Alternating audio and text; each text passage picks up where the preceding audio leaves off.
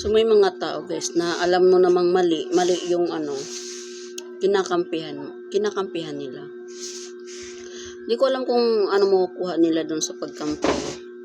Doon sa mga taong yan na alam naman nilang mali, kinakampihan pa nila. So meron na tayong kasabihan, pag ikaw daw ay kakampi doon sa baliw, mas baliw ka pa. No? Alam mo yung mga ganyan ang pag-uutak nila, kumampi ka pa. Siguro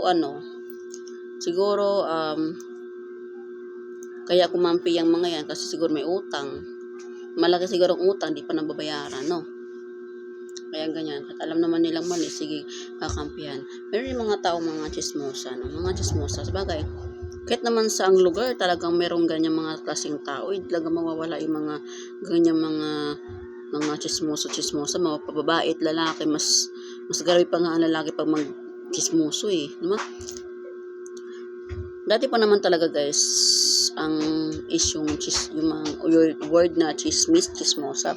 Dati pa talaga yan. Sa panahon pa ng mga Homo erectus, Homo sapiens, panahon pa nila Pulapo, panahon pa ni Magellan, panahon pa ni Maria Clara at Ibarra, meron talagang mga mga chismosa. So hindi talaga mawawala yan kasi part na talaga yun ng ating kultura na bilang Pinoy na ganyan. Kaya nga hirap tayong masinso, diba guys? Kasi mas inuuna pa natin yung pagchichismis kaysa dyan sa pag-isip ng ano pa pwedeng gawin para tayo yung mga sa buhay. Kasi yun talaga ang ng Pinoy kasi yun talagang kaligayahan nila yung makapag-chismis ka umaga pa lang, nandiyan na sa labas, titingnan yung mga taong sinong dumadaan sa paggagawa pa ng kwento yan, diba? Yung parang ako naisip, parang nakakapagod yung ginagawa nila no? Parang hindi sila content, parang hindi sila masaya sa buhay nila pag isang araw na wala silang magawang issue, magawang chismis, no? Yung pinagagawan-gawan nila ng kwento yung kapitbahay mo, tapos pinag-away-away nila. Yung bang parang ang saya nila sa ganyang part na yan pag pinag-away nila yung mga kapitbahay nila kadal dun sa kwento na hindi naman totoo, no? Kasi mga tao din kasi na alam namang mali, kakampihan pa, no? So, maling mindset na nga yung kakampihan mo pa. So, mali din yung mindset mo, no? Utak, bako kang ka rin, no? Utak talang ka, utak ipis ka rin, no? Kasi alam mo nang mali, kinampihan mo pa. So, doon talaga naglalabasan yung kaibangan ng tao, yung mayabang na, wala pa naman natin sa buhay, yung mayabang na kasigto ganyan, di ba? Mas high-tech pa nga ngayon guys, yung mga tao, mga chismoso. Kasi meron ka mga group chat guys. May group chat na yan sila. Kung sasabi na, uy, si ato ganyan na. Gito ganyan yan sila guys. Sobrang high-tech na sa panahon ngayon kasi sila hindi na lumalabas ng bahay. Mayroon silang group chat, may GC na yung mga yan. Now, oy, kahit naman sa ang lugar guys, meron talagang mga chismosa. Pero, ewan ko ba, bakit kasiyahan nila yung ganyan, magagawa sila ng kwento, mga chismosa. Siguro hindi siguro sila mahal ng kanilang partner.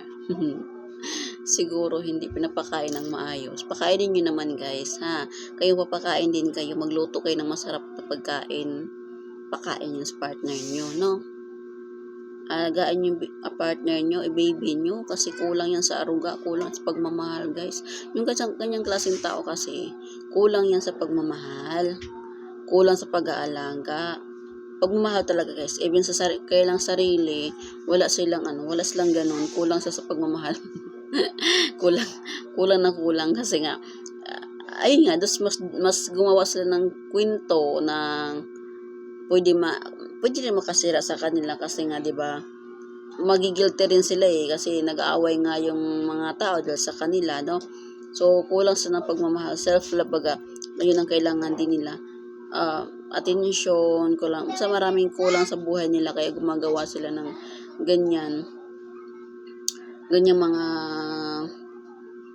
kaya nagiging ganyan sila sa part na yan, nagiging pero alam nyo, para sa amin mga may negosyo, mas okay na din yung i-tsismis yung negosyo namin na sabi nga doon sa isang namin, sa isang apply namin, mas okay na daw yung makahanap siya ng business partner na chismosa kasi ipagkalat daw yung negosyo niya.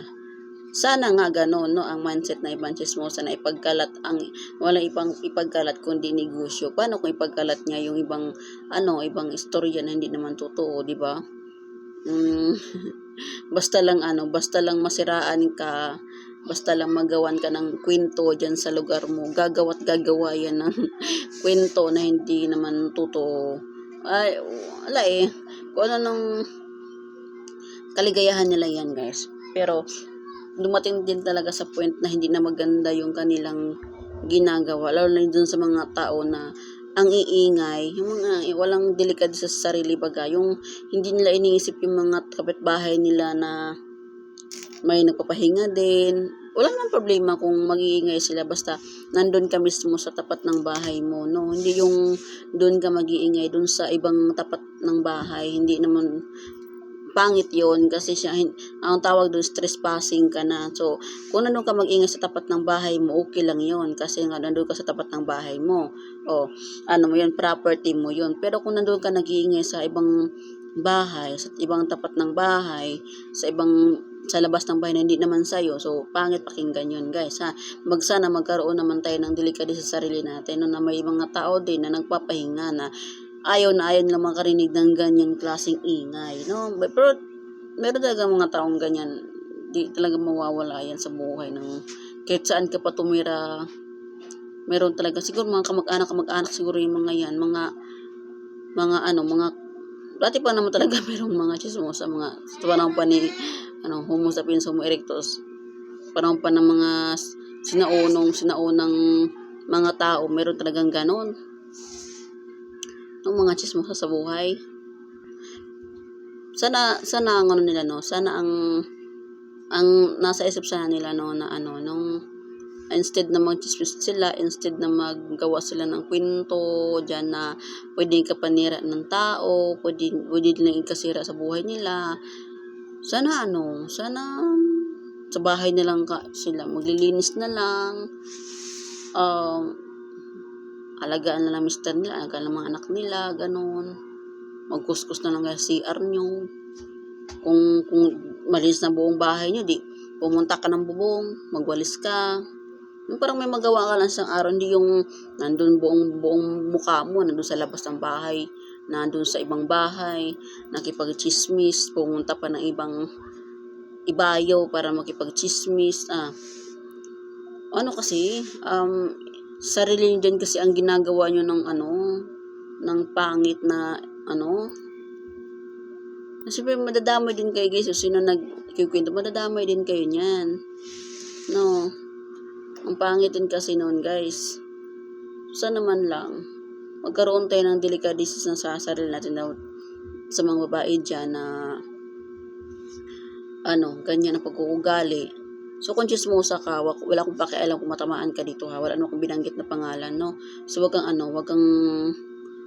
kang salo-salo, wag kang feeling victim na hindi naman ikaw pinapatamaan dito sa istorya na. Kasi lahat naman talaga chismosang tao, eh. 'Di ba? Depende lang yun kung ano pinag-uusapan kasi meron naman group of people na ibang pinag-uusapan is negosyo. There are some peoples na they talk about business, they talk about motivation, they talk about source of income, more source of income, they talk about their life, their loved ones, their society. Pero yung iba kasi ang pinag-uusapan ay panira sa buhay na hindi naman maganda, yung walang naidulot sa kapwa baga, no, 'di ba? So kung hindi ka ganyan, so wag kang affected, no. Pero kung ikaw utak negosyante o utak kang entrepreneurship, mahaba yung pag-uunawa mo. So hindi ka ganyang klaseng tao. So wag kang magagalit.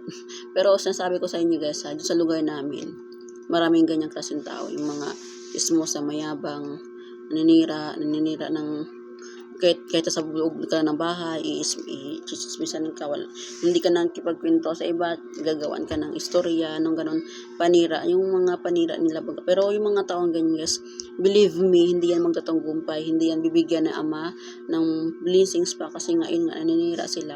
Hindi nila mahal yung sarili nila, di ba? Kung ganyan sila, what more pa kaya kay God kung ginaganyan nila yung kapwa nila tao. Diba? So yun lang mga ating pag-uusapan ngayon. Kung may comment, kung may dagdag, o sige, comment lang kayo dyan. Sa mga hindi pa nakapag-subscribe, subscribe na din po kayo. More chika pa sa next nating topic. Comment lang kung ano yung pag-uusapan natin next week or next day. Sa inyo naman po. Free comment o free suggest ko ano yung pag-uusapan natin sa next episode. Next topic pala. So yun guys, bye muna guys. Bye.